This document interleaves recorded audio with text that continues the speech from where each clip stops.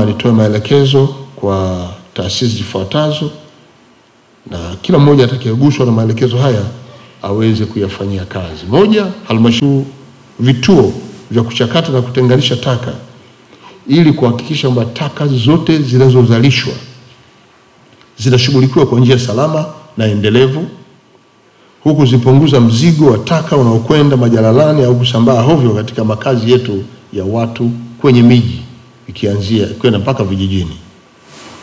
Mbili, tena kwa halmashauri zote nchini zishirikiane na ofisi ya makamu wa rais mazingira kuandaa mipango ya kuwezesha jamii na vijana kushiriki kwenye biashara ya kaboni, ambayo mtapata maelezo mazuri kutoka kwa ndugu African Carbon Agency, lakini pia namna ambavyo mnaweza kushiriki kwenye biashara hiyo na kuweza kuona masoko yake.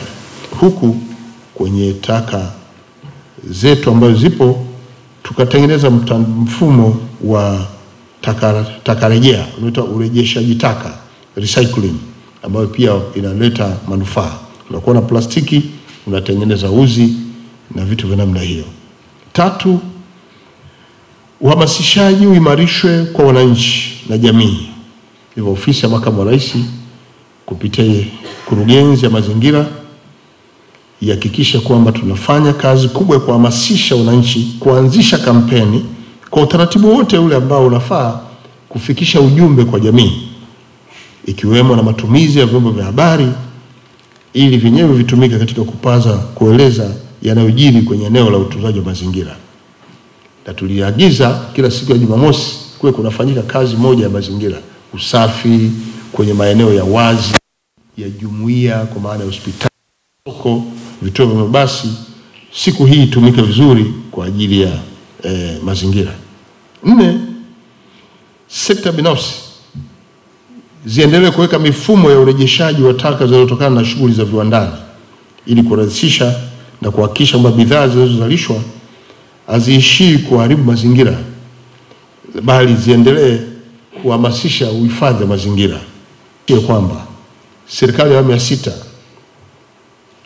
itayachukua maoni yenu, itachukua mapendekezo yenu na kwenda kuyafanyia kazi. Yawe ni maoni ya kwenda kuimarisha sheria, tutapeleka bungeni na itajadiliwa na sheria itaandikwa.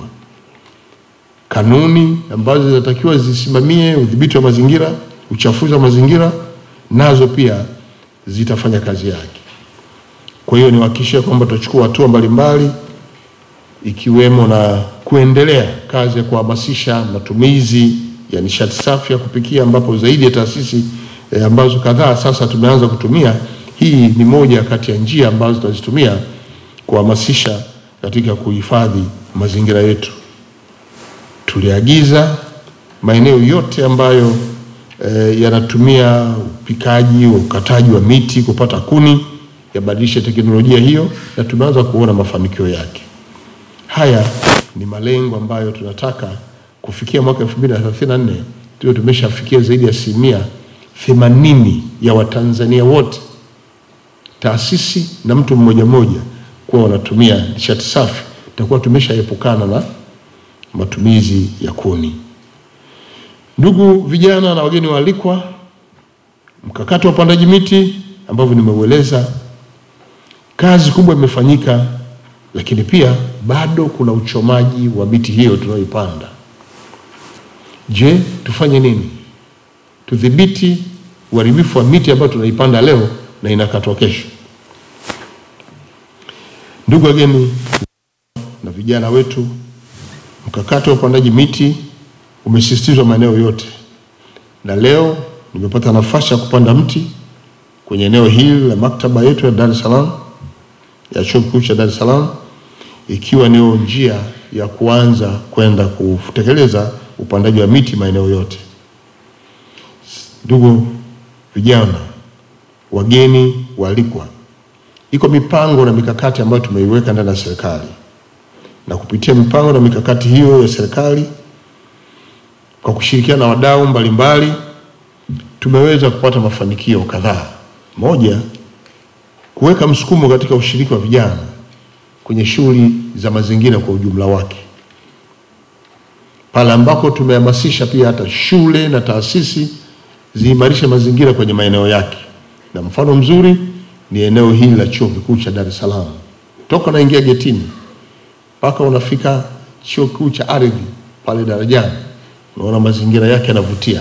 Kuna miti inakatwa, hakuna miti inakatwa hovyo hovyo, bustani, vitalu imewekwa vizuri, na mapori yaliyoko ikiwemo na pori kwenye barabara kuelekea kwenye holi juu, umeona msitu umetunzwa vizuri na hujaharibiwa. Huu ndio utunzaji wa mazingira, tujipongeze wenyewe.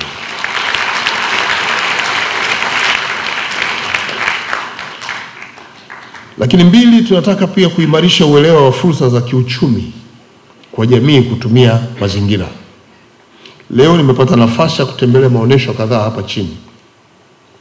Tumeona namna vijana wachache ambao wameanza kupata ufunuo wanavyotumia fursa ya uchafuzi wa mazingira na uzalishaji wa taka kuwa ni fursa. Tumeona yule anayetembea kwenye fukwe anaokota vile vyote vilivyoko kwenye fukwe za bahari na maziwa na anatengeneza bidhaa na anauza. Wako wengine wanaozoa taka za mijini, Kariakoo na maeneo mengine, wanaozesha, anapata mbolea, lakini pia anapata wanasema virutubisho protini kadhaa. Tumeona kwenye maonesho. Lakini wako ambao wanatengeneza bidhaa kupitia bidhaa mbalimbali za taka ngumu na anapata biashara yake. Lakini kwa sasa tuna taasisi ambazo zinahamasisha matumizi ya carbon, zimeendelea kusaidia kuhifadhi mazingira.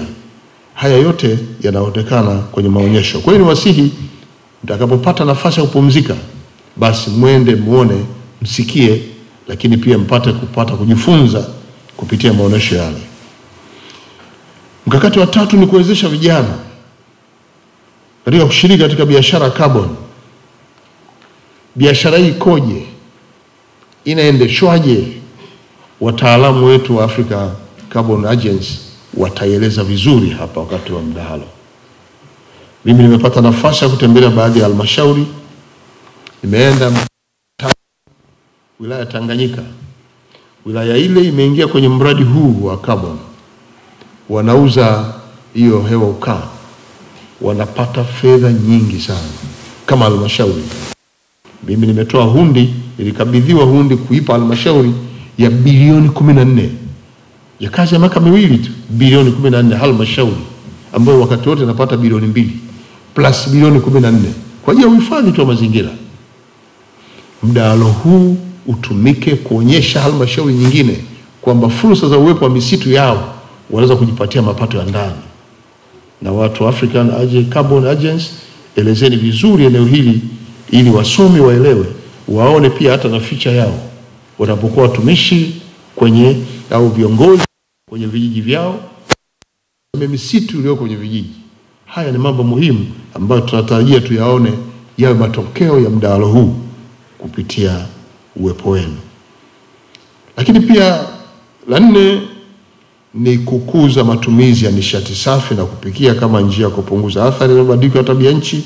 Ili nimelieleza vizuri na liko kwenye kampeni, tumelieleza sana na tumesisitiza sana, na tumeanza kuona ushiriki wa wakuu wa taasisi, mtu mmoja mmoja.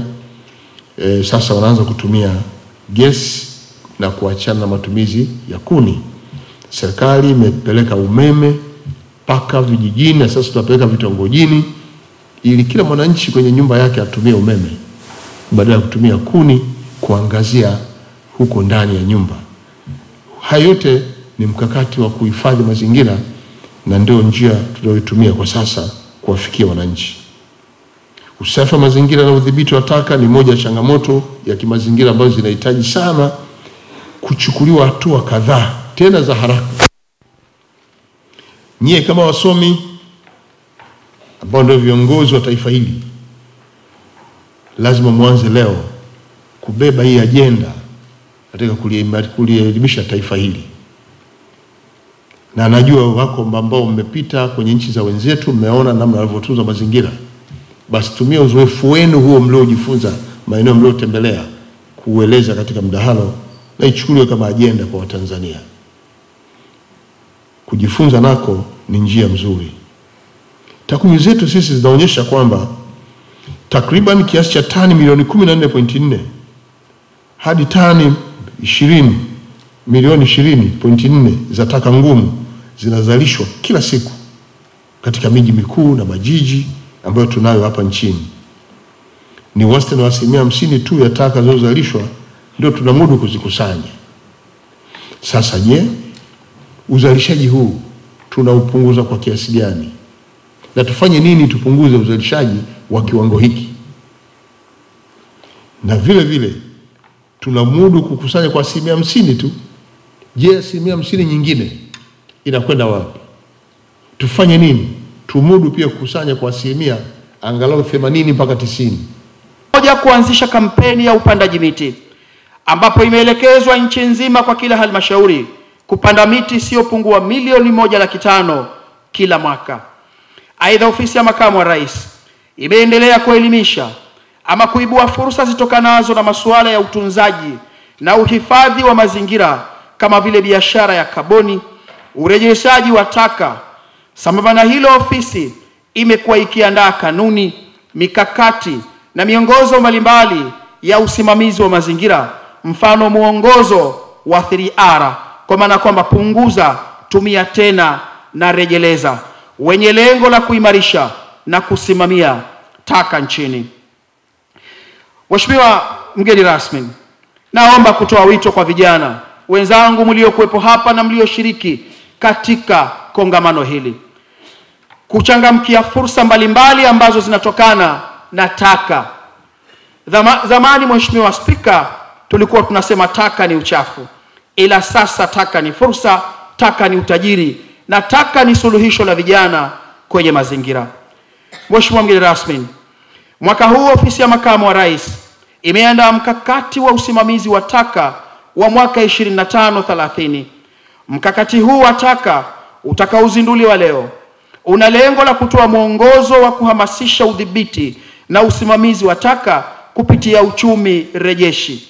Mkakati huu unatoa fursa ya kuzitazama taka kama rasilimali inayoweza kutumika katika uzalishaji wa bidhaa, kutengeneza ajira na kuwa chanzo cha mapato kwa mtu mmoja mmoja, vikundi, taasisi na taifa kwa ujumla.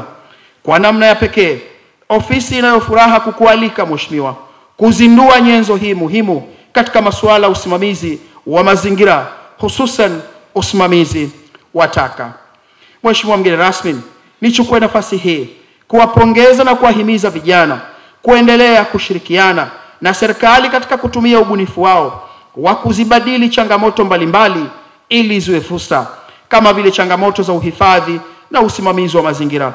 Aidha, ni washauri vijana wachangamkie fursa za kimazingira zilizopo kama vile biashara ya kaboni na urejeshaji wa taka za plastiki, ikiwemo taka za plastiki, ili kujikuza kiuchumi na kuimarisha mazingira nchini. Yetu inatekeleza miradi katika sekta 3 kuu. Ya kwanza ni afya, kwa tunaangalia kuboresha upatikanaji wa huduma za afya hasa kwa mama na mtoto kwa lengo la kupunguza vifo vinavyoweza kuzuilika vya wanawake wajawazito, watoto wachanga na watoto chini ya miaka 5. Ya pili ni maendeleo ya vijana, kuwajengea vijana ujuzi na uwezo wa kujiajiri na kuajiriwa. Na ya tatu ni kilimo, kuendeleza kilimo endelevu kinachozingatia mabadiliko ya tabia ya nchi kwa lengo la kuboresha usalama wa chakula na kuongeza uzalishaji kwa wakulima wadogo. Mheshimiwa mgeni rasmi, taasisi ya Jakaya Mrisho Kikwete inaamini katika mshikamano na ushirikiano na serikali kama msingi wa kuleta mabadiliko ya kudumu katika maisha ya vijana. Msingi hii inaendana kikamilifu na kauli mbiu ya leo ya mazingira yetu na Tanzania yetu ijayo, tuwajibike sasa, dhibiti matumizi ya plastiki. Taasisi ya GMKF inafanya kazi na vijana wabunifu ambao moja kati ya bunifu zao ni kubadilisha taka za plastiki kuwa bidhaa zinazoweza kutumika tena. Bidhaa hizi ni kama mabegi yanayotokana na mifuko ya simenti, zana za kujifunzia na mabao ya plastiki. Kutokana na ubunifu huu, vijana hao wamefanikiwa kusafisha mazingira ya jamii inayowazunguka, kutengeneza ajira kwa vijana wenzao na kuweza kuboresha malipo kwa wakusanyaji taka. Huwa wanalipwa 500 hadi 1000 kwa kilo moja ya plastiki, na hawa vijana wabunifu wana uwezo wa kulipa 1000 hadi 1500 kwa kilo moja ya plastiki.